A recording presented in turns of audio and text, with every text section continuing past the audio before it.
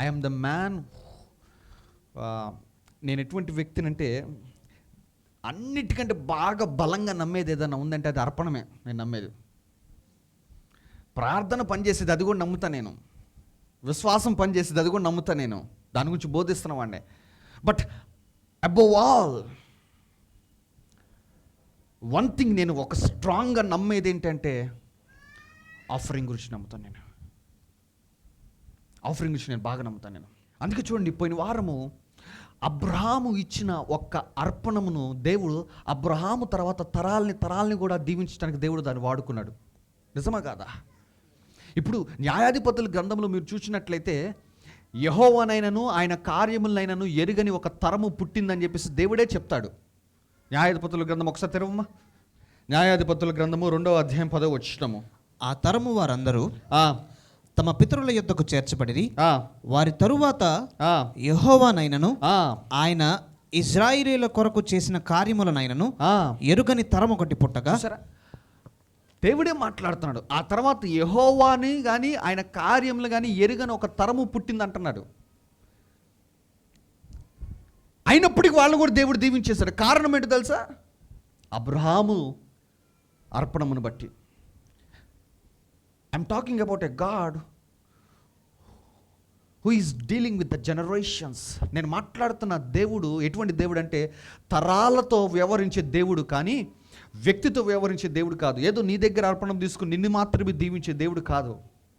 మన దేవుడు ఎటువంటి వాడంటే నీ దగ్గర అర్పణము తీసుకుని నీ తర్వాత తరాల్ని కూడా ఆశీర్వదించేవాడు మన దేవుడు. హల్లెలూయా, హల్లెలూయా. అబ్రహాము దగ్గర తీసుకున్న ఆ యొక్క అర్పణమును బట్టి ఆ తర్వాత ఇశ్రాయేలీయులందరినీ దేవుడు దీవించుకుంటూ వచ్చేసాడు. సో వన్ ఆఫరింగ్, ఒక అర్పణము ఇశ్రాయేలీయుల యొక్క ఆశీర్వాదానికి కారణమైంది. సో అందుకే నేను అర్పణమును ఎప్పుడు నేను తక్కువ చూడను. అర్పణం గురించి నేను మాట్లాడతాను, ప్రార్థన కంటే ఎక్కువ మాట్లాడతాను. ఎందుకంటే ఒక్క ఆఫరింగ్ ఆ తర్వాత తరాలన్నిటినీ ఆశీర్వదించేస్తుంది. సో అర్పణములో ఉన్న శక్తి ఏంటంటే పోయిన వారం మనం నేర్చుకుంది ఏంటంటే అర్పణము ఆ తర్వాత తరాలను కూడా ఆశీర్వదించడానికి కారణమవుతుంది. అయితే ఈరోజు అర్పణములో ఉన్న ఇంకొక శక్తి గురించి, ఇంకొక మిరకల్ గురించి మనం మాట్లాడుకుందాము. అర్పణము ఆ తర్వాత తరాలను ఎట్లా కాపాడుతుందో మనం చూద్దాము. Offering will preserve the later generations. అర్పణము లేదా కానుక లేదంటే ఆఫరింగ్ మన తర్వాత తరాలని కూడా ఎలా కాపాడుతుందో ఈరోజు మనం చూసుకుందాము. ఆదికాండము 8వ అధ్యాయంకి వెళ్దాం. ఆదికాండము 8వ అధ్యాయం 15వ వచనం నుంచి 22వ వచనం వరకు. అప్పుడు దేవుడు నీవును నీతో కూడా నీ భార్యయు నీ కుమారులను నీ కోడండ్రును ఓడలో నుండి బయటకు రండి. పక్షులు పశువులు భూమి మీద ప్రాకు ప్రతి జాతి పురుగులు మొదలైన సమస్త శరీరాలలో నీతో కూడానున్న ప్రతి జంతువును వెంట పెట్టుకుని వెలుపలికి రావలెను. అవి భూమి మీద బహుగా విస్తరించి భూమి మీద ఫలించి అభివృద్ధి పొందవలనని నోవాహుతో చెప్పెను. కాబట్టి నోవాహును అతనితో కూడా అతని కుమారులను అతని భార్యయు అతని కోడండ్రును బయటికి వచ్చిరి. ప్రతి జంతువును ప్రాకు ప్రతి పురుగును ప్రతి పిట్టయు భూమి మీద సంచరించున్నవన్నీ వాటి వాటి జాతుల చొప్పున ఆ ఓడలో నుండి బయటకు వచ్చును. అప్పుడు నోవాహు యెహోవాకు బలిపీఠము కట్టి పవిత్ర పశువులన్నిటిలోను పవిత్ర పక్షులన్నిటిలోను కొన్ని తీసుకొని ఆ పీఠము మీద దహన బలి అర్పించెను. అప్పుడు యెహోవా ఇంపైన సువాసన నాగ్రాణించి ఇక మీదట నరులను బట్టి భూమిని మరలా శపించును. ఎందుకనగా నరుల హృదయాలోచన వారి బాల్యము నుండి చెడ్డది. నేనిప్పుడు చేసిన ప్రకారముగా ఇకను సమస్త జీవులను సంహరింపను. భూమి నిలిచి ఉన్నంత వరకు వెదకాలమును కోతకాలమును శీతోష్ణములను వేసవి శీతకాలములను రాత్రింబగళ్ళను ఉండక మానవని తన హృదయములో అనుకొనెను. చాలండి. మనుషులు చేసిన పాపాలకి దేవుడు విసిగిపోయి తాను నరులను చేసిన దాన్ని బట్టి ఆయన సంతాపమునుంది. ఎంత మాత్రము మారు మనసు పొందకుండా, ఎంత హెచ్చరించిన దేవుడి మాటకు లోబడకుండా భయంకరమైన హేయ కార్యములు చేస్తున్నారు. అటువంటి మానవులతోటి దేవుడు విసిగిపోయి ఒక భయంకరమైన కార్యమును దేవుడు చేయటానికి సిద్ధపడ్డాడు. అదే జలప్రలయము. భూమి మీద అకస్మాత్తుగా దేవుడు 40 రాత్రింబగళ్ళు వర్షము కురిపించి, ఆ వర్షముతో పాటు అగాధ తుమ్ములు కూడా తెరవచేసి, టోటల్ ఈ విశ్వాన్ని మొత్తాన్ని, లేదంటే ఈ భూమిని మొత్తాన్ని, అందులో ఉన్న జనాల్ని మొత్తాన్ని దేవుడు ఒక్క రోజులోనే, లేదంటే ఒక కాలంలో, ఒక 40 రాత్రుల్లోనే మొత్తం తుడిచిపెట్టేసిన ఒక భయంకరమైన కార్యం అది. కారణం ఏమిటంటే మనుషులు చేసిన పాపాలు. అయితే అందులో నోవాహు గురించి రాయబడుతుంది, నోవాహు దేవుని దృష్టికి కృప పొందినవాడు అని చెప్పేసి. అయితే దేవుడు నోవాహుతో చెప్పాడు, నోవాహు నువ్వు ఒక పడవను కట్టించుకో, అందులోనికి నీవు నీ కుటుంబము వెళ్ళిపోవాలి, నేను ఈ భూమిని నాశనం చేస్తాను. అయితే నీతో పాటు ఏమేమి తీసుకుని వెళ్ళాలంటే దేవుడు ఏం చెప్పాడంటే, అయితే అన్ని జంతువులు తీసుకొని వెళ్ళకూడదు. అన్ని అంటే లైక్ ఇప్పుడు సింహాలు ఒక 10 ఉన్నాయి అనుకున్నా, 10 సింహాలు తీసుకుని వెళ్ళటానికి వీలేదు. ఒక ఆడసింహము, ఒక మగ సింహము, పులుల్లో ఒక మగ పులి, ఒక ఆడపులి, అట్లా జంతువుల్లో, పక్షుల్లో, సమస్త ఆ యొక్క సృష్టిలో నువ్వు చేయాల్సింది ఏంటంటే రెండింటినే తీసుకుని వెళ్ళాలి. ఎందుకంటే దాని తర్వాత వాటిని నేను ఆశీర్వదిస్తాను, వాటి నుంచి తర్వాత జంతువులు అయిన పుడతాయి. సో నోవాహు కుటుంబము, కుమారులు, కోడండ్లు, ఇంకా జంతువుల్లో ఆడ జంతువు, ప్రతి జాతిలో ఆడది మగది తీసుకుని వెళ్ళాడు. అయితే జలప్రళయం వచ్చింది, మొత్తం నాశనం అయిపోయింది, అదంతా మనకు తెలిసిన విషయమే. అయితే ఆ జలప్రళయం తర్వాత జరిగిన ఎపిసోడ్ గురించి మనం మాట్లాడుకుందాము. నోవాహు ఏం చేశాడంటే ఒక దహన బలి అర్పించాడు. అయితే దేవుడు చెప్పాడా అంటే దేవుడు చెప్పలా, బలిపీఠము కట్టు అని చెప్పేసి.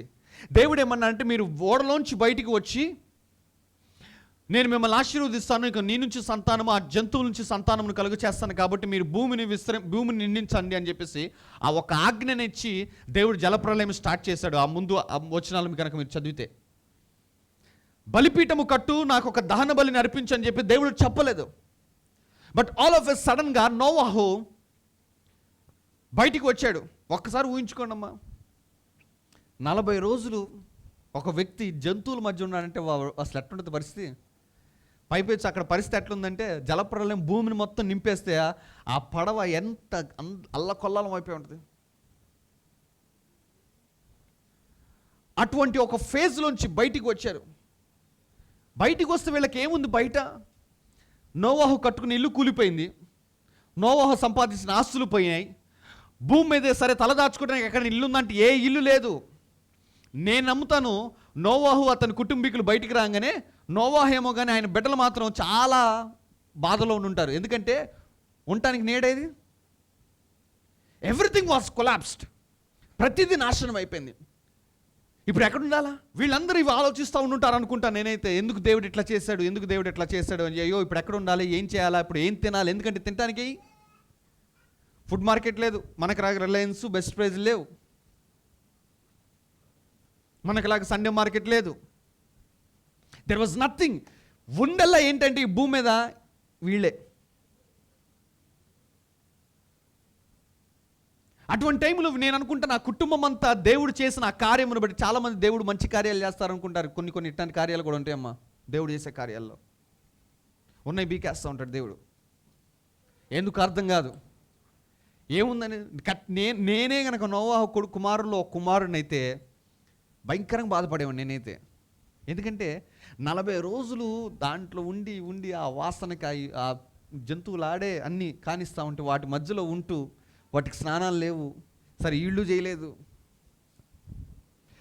ఇటువంటి టైంలో బయటకు వచ్చి సరే అర్జెంట్గా ఏదైనా ఒక మంచి ప్లేస్కి వెళ్ళిపోయి స్నానం చేయాలంటే ఏమీ లేదు ప్లేస్ ఆడ. నేనైతే ఖచ్చితంగా నాన్నగారి మీద గొడవ వేసుకునేవాడిని, ఏది నోవాహు గారి మీద. సరే అలా పక్కన పెట్టేస్తే ఆల్ ఆఫ్ ఎ సడన్గా నోవాహుకి ఒక చాయిస్ ఉందమ్మా. నోవాహు బయటకు వచ్చేసి ఓడ కట్టినట్టుగా ఇల్లు కట్టచ్చు ఫస్ట్. అరే మీకు ఇంటానికి ఇల్లు లేదు కదా అని చెప్పేసి ఇంకోటి చేయొచ్చు. బట్ నోవాహు ఆ పడవలోంచి, ఆ ఓడలోంచి బయటికి రాగానే బలిపీఠము కట్టాడు. For what? దేనికంటే దేవునికి అర్పణ ఇవ్వటానికి, ఒక దహన బలి ఇవ్వటానికి. ఇక్కడ నేను మాట్లాడతానమ్మా. ఒక్కసారి ఊహించుకోండి, ఇప్పుడు వీటిని తీసుకెళ్ళిపోయి దహన బలి చేస్తాడు. ఇమాజిన్ ఇప్పుడు 2 సింహాలు ఉన్నాయి, ఆడసింహం మగ సింహం. 2 సింహాలు ఒక సింహాన్ని తీసుకుని వెళ్ళిపోయి దహన బలి చేస్తే ఇంక తర్వాత సింహాలు ఎక్కడి నుంచి పుడతాయి? అర్థమవుతుందా? సో అవి చాలా ప్రశస్తమైనవి, ఎందుకంటే సంతానము కలగాలంటే మగవి ఆడవి ఉండాల. సో నోవాహు ఇస్తున్న అర్పణం ఎట్లాంటి అర్పణం అంటే చాలా విలువైన అర్పణము. ఎందుకంటే వాటిలో ఏ ఒక్కటిని తీసి మనం చంపేసినా కానీ తర్వాత ఉండదు. ఇప్పుడు గొర్రెల్లో ఆడగొర్రె మగ గొర్రె, అందులో ఒక గొర్రె తీసుకుని వెళ్ళిపోయి చంపేశాడు అనుకున్నా, ఒక గొర్రెని తీసుకెళ్ళి దహన బలికి ఇచ్చేస్తే ఇంకా గొర్రెలు ఉండవు, తర్వాత ఆ గొర్రె అనే జాతే ఉండదు. సో ఆ యొక్క ఇప్పుడు విలువైనవి భూమి మీద ఏదైనా ఉన్నాయంటే అవే ఆ టైంలో. అటువంటి వాటిల్లో కొన్ని తీసుకుని వెళ్ళిపోయి దహన బలి చేసేసాడు. ఒక విలువైన అర్పణం అది. ఎందుకంటే 100 గొర్రెల్లో ఒక గొర్రెను అర్పించడం పెద్ద విషయము కాదు, 100 గొర్రెల్లో 50 గొర్రెలు అర్పించడం ఒక విషయం కాదు. ఎందుకంటే ఇంకా మిగతా మగవి ఆడవి ఉంటాయి కాబట్టి ఆ తర్వాత ఒక సంవత్సరానికి 2 సంవత్సరానికి మరలా పిల్లలు పడతాయి. కానీ ఇక్కడ అలా కాదు, ఆడవి మగవి ఇవే ఉన్నాయి. అయితే వీటిల్లో నుంచి తీసేసి అర్పణం ఇచ్చేస్తాడు. అసలు నేను అనుకుంటాను నోవాహు యొక్క దాన్ని ఏమంటారు, దమ్ము ఏంటి అంటాను నేను నోవాహు. ఎందుకంటే తర్వాత జాతులు విస్తరించాలా, తర్వాత జంతువులు ఇంకా విస్తరించాలా, కానీ అలా జరగకుండా అర్పణం అర్పించేస్తాడు ముందు దేవుడికి దహన బలిని అని చెప్పేసి. ఎంత శ్రేష్టమైన అర్పణము చూడండి అమ్మా. నోవాహు చేస్తున్న ఆ యొక్క కార్యము చూడండి ఎట్లాంటిదో. అందుకే ఆ రోజున కొత్త నిబంధనలో కూడా ఆ విధవరాలు తన దగ్గర 2 కాసులు ఉంటే ఆ 2 కాసులను కూడా చేసేసింది. అందుకే దేవుడు వీళ్ళందరికంటే ఏమో ఎక్కువ ఇచ్చింది అన్నాడు. ఎందుకంటే నీకు ఒక 100 రూపాయలు ఉన్నప్పుడు ఒక 10 రూపాయలు వేయటం అది అర్పణం కాదు, అది త్యాగపూరితమైన అర్పణము కాదు. నీ దగ్గర ఉన్నది మొత్తము దేవుడికి ఇచ్చేస్తే ఇంకా తర్వాత ఎట్లా బతకాలో తెలియకుండా దేవుడికి ఇచ్చేసా చూసావా, అది త్యాగపూరితమైన అర్పణం. నోవాహు చేసింది అదే.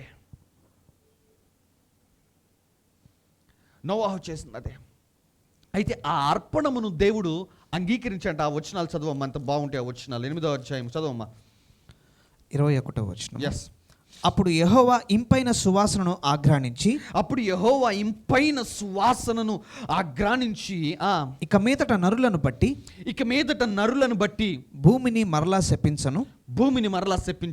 ఎందుకనగా నరుల హృదయాలోచన వారి బాల్యము నుండి చెడ్డది. ఎందుకనగా మనుషులు మారుమనసు పొందారు అంటున్నాడు దేవుడు. ఏమంటున్నాడు? నరుల హృదయాలోచన వారి బాల్యము నుండి చెడ్డది.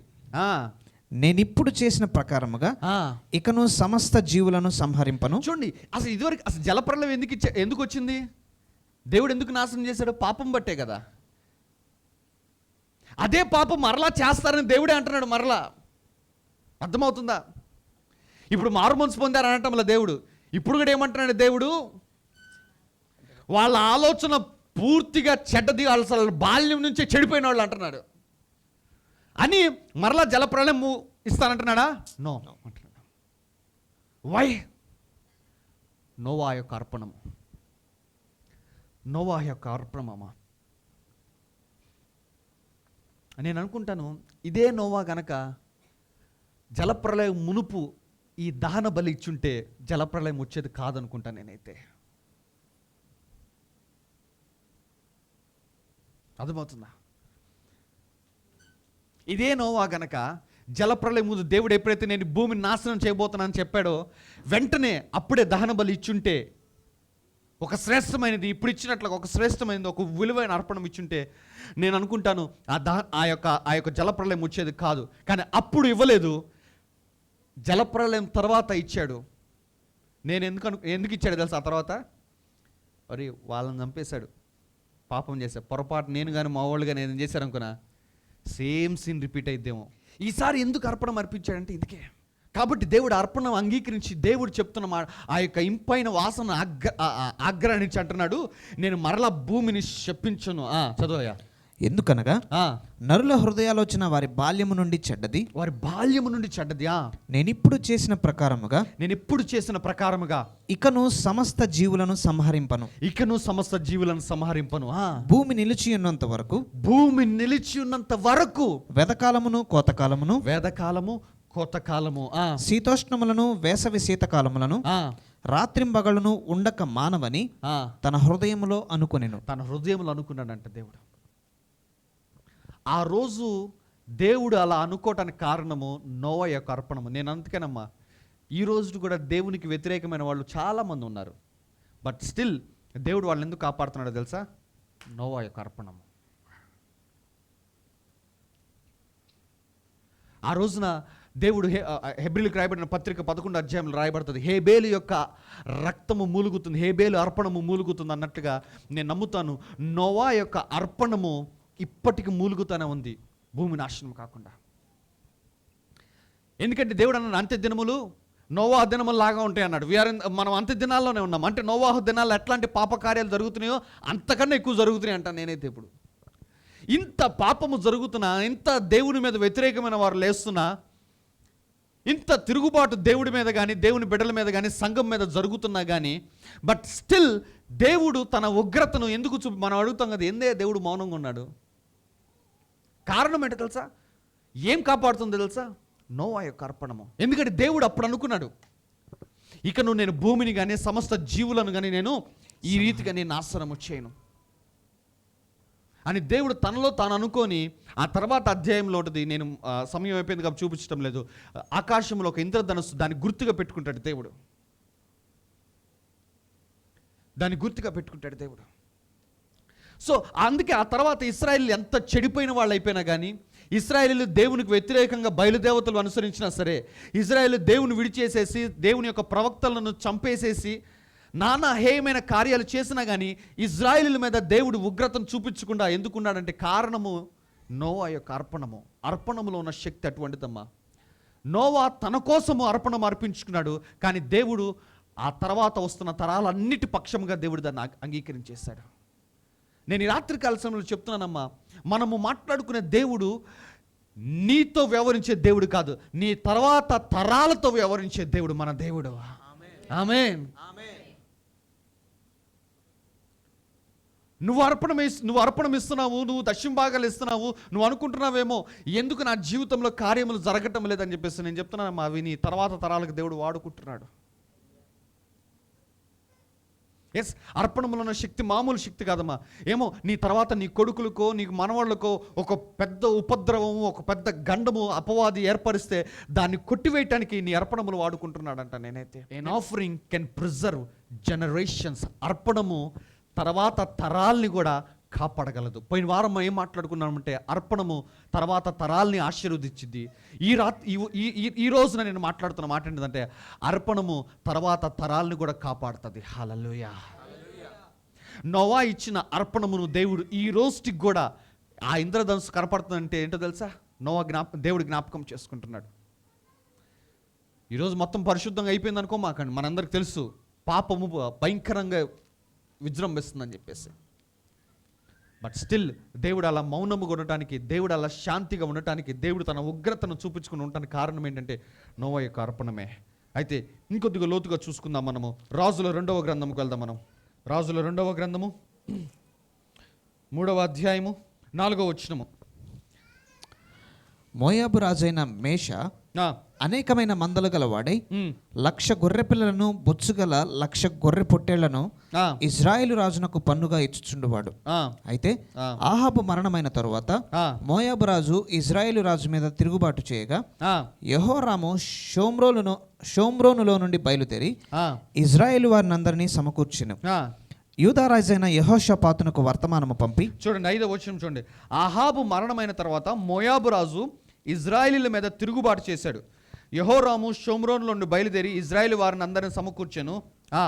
యూదా రాజైన యెహోషాపాతునకు వర్తమానము పంపి, మోయాబు రాజు నా మీద తిరుగుబాటు చేసి ఉన్నాడు, ఆ, నీవు వచ్చి నాతో కూడా మోయాబీయులతో యుద్ధము చేసేదవా అని అడుగగా ఆ, అతడు, నేను నీ వాడనై ఉన్నాను, ఉమ్, నా జనులు నీ జనులే, ఆ, నా గుర్రములు నీ గుర్రములే, ఆ, నేను బయలుదేరి వచ్చేదనని ప్రత్యుత్తరం ఇచ్చెను. ఆ, మనము ఏ మార్గమున పోవదమని యెహోషాపాతును అడుగగా ఆ, అతడు ఏదోము అరణ్య మార్గమున పోవదమని చెప్పెను. ఆ, ఇజ్రాయేలు రాజును యూదా రాజును ఏదోము రాజును బయలుదేరి ఆ. 7 దినములు చుట్టూ తిరిగిన తర్వాత చూడండి, ఇక్కడ మోయాబు రాజు తిరుగుబాటు చేశాడు ఇజ్రాయేలీల రాజు మీద. కాబట్టి ఇజ్రాయేలీల రాజు ఏం చేశాడంటే, ఇజ్రాయేలీల రాజు యూదా రాజును కలుపుకున్నాడు, ఏదోము రాజును కలుపుకొని బయలుదేరి మోయాబు రాజు మీద యుద్ధము చేయడానికి బయలుదేరాడు. చాలా జాగ్రత్తగా వినండి అమ్మా. ఒక్క రాజుని, ఒక దేశాన్ని ఓడించడానికి 3 దేశాలు బయలుదేరి వెళ్తున్నాయి. మోయాబు దేశాన్ని ఓడించడానికి ఏదోము రాజు, ఇజ్రాయేలీలు, యూదా, మూడు దేశాల రాజులు, 3 దేశాల సైన్యము, 3 దేశాల ప్రజలు కలిసి మోయాబీల మీద యుద్ధము చేయడానికి బయలుదేరి వెళ్ళారు. అయితే ఈ దారిలో మనోళ్ళు బిలీవర్స్ కదా, దేవుడి చిత్తమా కాదా కనుక్కుందాం అని చెప్పేసి దారిలో ఎలీషా దగ్గరికి వెళ్తారు.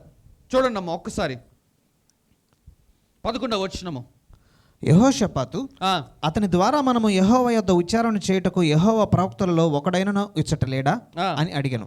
అంతటా ఇజ్రాయేలు రాజు సేవకులలో ఒకడు, ఆ, ఏలియా చేతుల మీద నీళ్లు పోయిచు వచ్చిన షాపాతు కుమారుడైన ఎలీషా ఇక్కడ ఉన్నాడని చెప్పగా ఆ, యెహోషాపాతు, ఆ, యెహోవా ఆజ్ఞ ఇతని ద్వారా మనకు దొరుకునెను.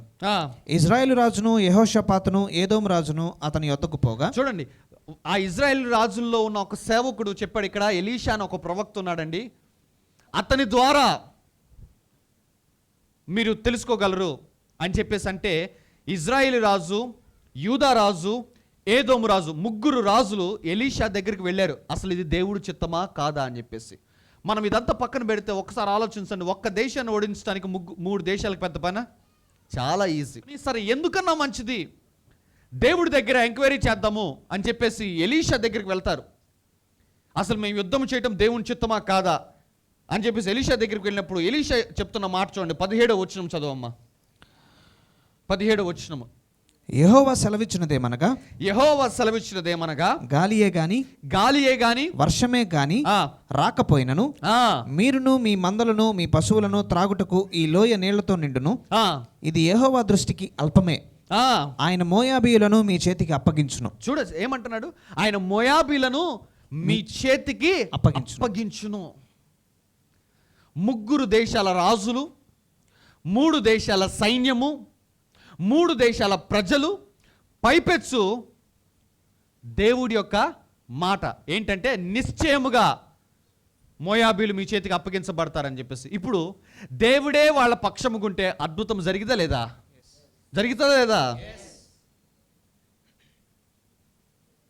3 దేశాల రాజులు, 3 దేశాల సైన్యము, 3 దేశాల ప్రజలు కలిసి ఒక దేశం మీద దండెత్తి వెళ్తున్నారు, ఒక దేశాన్ని నాశనము చేయటానికి. పైపెచ్చు ఈ 3 దేశాల ప్రజలకి తోడెవరున్నారంటే దేవుడు తోడున్నాడు. చెప్పింది ఎవరు? ఎలీషా. ఇది స్వల్పమైన విషయమే, నిశ్చయముగా మోయాబీల్ని దేవుడు మీ చేతికి అప్పగిస్తారని చెప్పేసి దేవుడు మాట ఇదే అని చెప్పేసి చెప్తాడు. ఆ మాటను నమ్మి మీరు బయలుదేరి వెళ్తారు. నిజంగానే యుద్ధము చాలా బాగా జరుగుతుందమ్మా. చూడండి అమ్మా, 24వ వచనం చదువుకుందాము. వారు ఇజ్రాయేలు వారి దండు దగ్గరకు రాగా ఇజ్రాయేలీలు రేచి వారిని హతము చేయుచుండిరి కనుక మోయాబీలు వారి ఎదుట నిలువలేక పారిపోయి. దేవుడు అన్నట్టుగానే మోయాబీలు వాళ్ళ ఎదుట నిలవలేకుండా పారిపోతున్నారు. దేవుడు చెప్పిన మాట నెరవేరుతుంది. అసలు దేవుడు మాట కొద్దిగా పక్కన పెట్టేస్తే 3 దేశాల సైన్యం ముందు ఒక దేశం ఏం నిలబడుతుంది? 3 కలిసి ఒక వ్యక్తిని కొట్టగలరా? ఈజీగా కొడతారు. ఒకడు 3ని కొట్టగలరా? కొట్టడు. పైపెచ్చు ఈ 3కి తోడెవరున్నారు? దేవుడు తోడున్నారు. దేవుడు చెప్పిన ప్రకారంగానే జరుగుతున్నది. మోయాబీలు వారి ఎదుట నిలవలేక పారిపోయారు. చదువమ్మా. ఇజ్రాయేలీలు వారి దేశంలో చొరబడి మోయాబీలను హతము చేసిరి. ఇజ్రాయేలీలు వారి దేశంలో చొరబడి మోయాబీలను హతము చేసేశారు. మరియు వారు పట్టణములను పడగొట్టి వారి పట్టణములను పడగొట్టేశారు. సమస్తమైన మంచి భూభాగముల మీదను తల యొక్క రాయి వేసి నింపి నీళ్ల బావులన్నిటినీ పూడ్చి మంచి చెట్లన్నిటినీ నరికివేసిరి. కీర్హరెషెతు పట్టణమును మాత్రము వారు విడిచిపెట్టిరు కనుక దాని ప్రాకారం నిలిచి ఉండెను గాని వడిసెలలు విసురువారు దాన్ని చుట్టుకొని రాళ్ళు విసురుచూ వచ్చిరి. చూసారా ఎంత దాదాపు యుద్ధం అయిపోతుందమ్మా. మోయాబీలు పారిపోయారు, బతుకున్న వాళ్ళని చంపేశారు, వాళ్ళ బావులను పూడ్చివేశారు, మంచి చెట్లను నరికి వేసేశారు. ఆల్మోస్ట్ మోయాబీల యొక్క మరణము, మోయాబీల యొక్క ఓటమి ఖరారైపోయిన టైం ఇది. అటువంటి టైంలో మోయాబు రాజు చేసిన పనిని చూద్దాం. చూడండి 26వ వచనము. మోయాబు రాజు యుద్ధము బహు కఠినముగా జరుగుట చూచి, మోయాబు రాజు యుద్ధము బహు కఠినముగా జరుగుట చూచి కత్తితీయు 700 మందిని ఏర్పరచుకొని ఏదోము రాజునంతకు తీసుకొని పోవుటకు యత్నించెను గాని అది వారి వలన కాకపోయాను. చూసారా 700 మంది. అసలు ఇంత భయంకరంగా ఓడిపోతుంటే కూడా మనోడు ధైర్యం చూడండి. కత్తి చూసి 700 మందిని ఎంట పెట్టుకుని ఏదోము రాజు మీదకి పోయాడంట. అయినను అది వారి వల్ల కాకపోయింది. అప్పుడు అతడు తనకు మారుగా ఏలవలసిన తన జ్యేష్ఠ కుమారుని తీసుకుని, చాలా జాగ్రత్తగా చదవండి అమ్మా. అప్పుడు అతడు తనకు మారుగా ఏలవలసిన తన జ్యేష్ఠ కుమారుణ్ణి తీసుకొని పట్టణపు ప్రాకారము మీద దహన బలిగా అర్పింపగా. తనకు మారుగా ఏలవలసిన తన కుమారుడు ఒక్కడే కొడుకు, ఇతడు చచ్చిపోతే అతడే రాజు అవ్వాలా. అలాంటి ఒక్కడే కొడుకుని రాజుగా ఉండవలసిన వాడిని తీసుకుని వెళ్ళిపోయి పట్టణపు ప్రాకారము మీద ఏం చేశాడంట? దహన బలిగా అర్పించేశాడు. అర్పింపగా ఇజ్రాయేలు వారి మీదకి కోపము బహుగా వచ్చును. ఇజ్రాయేలు వారికి కోపము బహుగా వచ్చును. చూసారా? మనం చాలా జాగ్రత్తగా వినండి అమ్మా. అర్పణము చూడండి, దేవుడి మాటను కూడా క్యాన్సిల్ చేస్తుంది. That's what I'm telling you. నువ్వు అనుకుంటున్నా ఏదో ఒక 10 రూపాయలు వేస్తున్నాను, నేను ఒక 100 రూపాయలు వేస్తున్నాను, దశమ భాగం వేస్తున్నాను, నీకు దాని శక్తి నీకు అర్థం కావటం వల్ల 3 దేశాల ప్రజలు, 3 దేశాల రాజులు, 3 దేశాల సైన్యము, పైపెచ్చు వీళ్ళకి దేవుడు తోడున్నాడు. యుద్ధం ఆల్మోస్ట్ అయిపోయినది. ఇక ఓడిపోతారని తెలుసుకున్నప్పుడు తనకు ఒక్కడే ఉన్న కుమారుణ్ణి తీసుకుని వెళ్ళిపోయి పట్టణపు ప్రాకారం మీద దహన బలిగా అర్పించాడు. ఇజ్రాయేలు వారి మీదకి కోపము బహుగా వచ్చెను గనుక వారు అతన్ని విడిచి తమ దేశములకు మరలి వెళ్ళిపోయారు. That's what I'm telling you. 3 దేశాల రాజులు, 3 దేశాల సైన్యము, 3 దేశాల ప్రజలు, పైపెచ్చు దేవుడు తోడున్నాడు. దేవుడే అన్నాడు. ఏమన్నాడు ఆ వచనంలో? ఇది 18వ వచనము. ఇది యెహోవా దృష్టికి అల్పమే, ఆయన మోయాబీలను మీ చేతికి అప్పగించును. ఏ దేవుడైతే మోయాబీలను మీ చేతికి అప్పగిస్తానని చెప్పేసి వాగ్దానం చేశాడో ఆ దేవుడు మాట ఏమైపోయింది ఇప్పుడు? ఆ 3 దేశాల సైన్యము అసలు ఓడిపోయారు కదా మొత్తము. మోయాబీలు అందరూ చనిపోయారు, బతుకున్న వాళ్ళు పారిపోయారు. కేవలము ఆ వ్యక్తి 700 మందిని తీసుకుని వెళ్ళిపోయాడు. ఆ 700 మంది కూడా పారిపోయారు. ఇక మిగిలిన దేవుడు ఒక్క రాజు మాత్రం మిగిలిపోయాడు. ఆ రాజు తన కుమారుని తీసుకుని వెళ్ళిపోయి దేవుడికి దహన బలిగా అర్పింపగా, ఏ దేవుడైతే ఇజ్రాయేలు వారి పక్షముగా ఉన్నాడో అదే దేవుడు అర్పణము అర్పింపగా మోయాబు రాజు పక్షముగా మారిపోయాడు. మారిపోవటంతో మాత్రమే కాకుండా ఇజ్రాయేలు వారి మీద కోపము బహుగా వచ్చిందంట.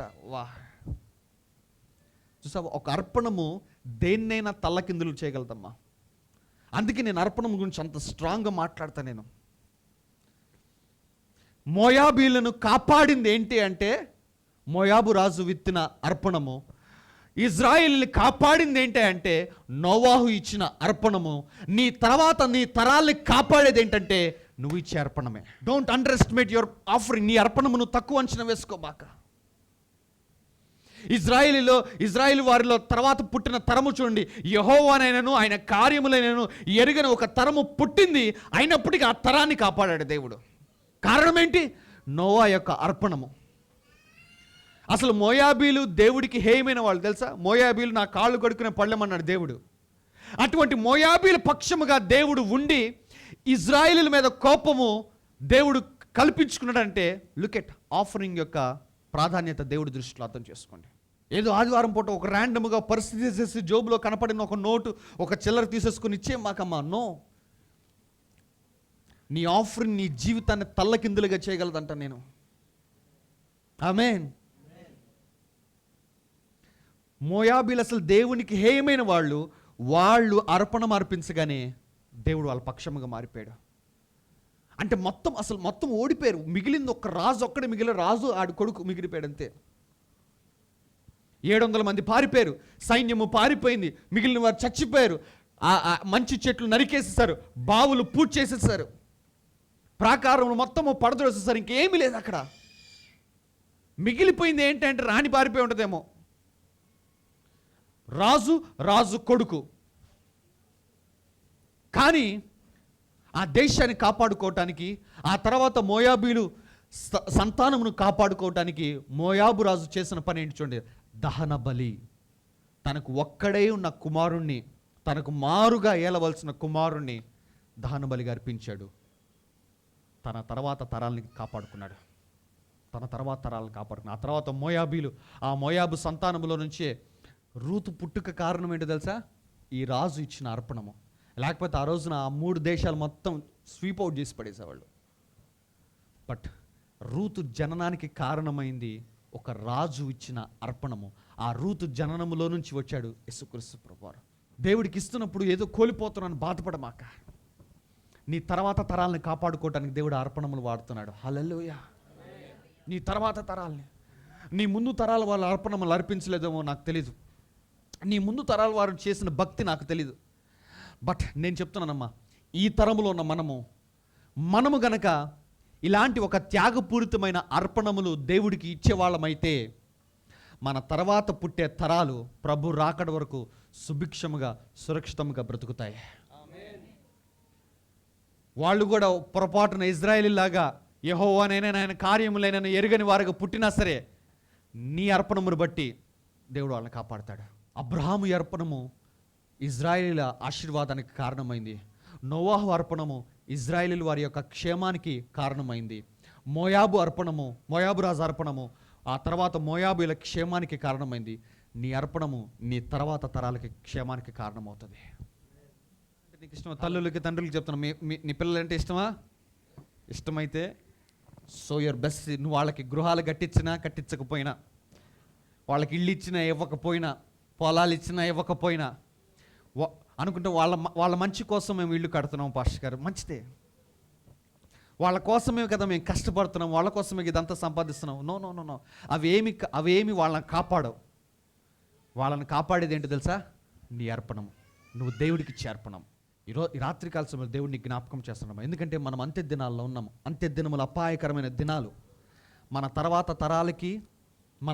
తరాల యొక్క క్షేమము, కాపుదల, భద్రత మనం ఇవ్వాలంటే ఇళ్ళు, పొలాలు, ఆస్తులు సమకూర్చడము కాదు. అవి ఏమి భద్రతను కల్పించలేవు. నీ బిడ్డల కాపుదల, నీ బిడ్డల క్షేమాన్ని ఏది ఇస్తుందంటే నువ్వు ఇచ్చే అర్పణం. అందుకే ఎప్పుడు ఎన్నడూ అర్పణం ఇవ్వటానికి వెనకడుగు వేసుకోమాక.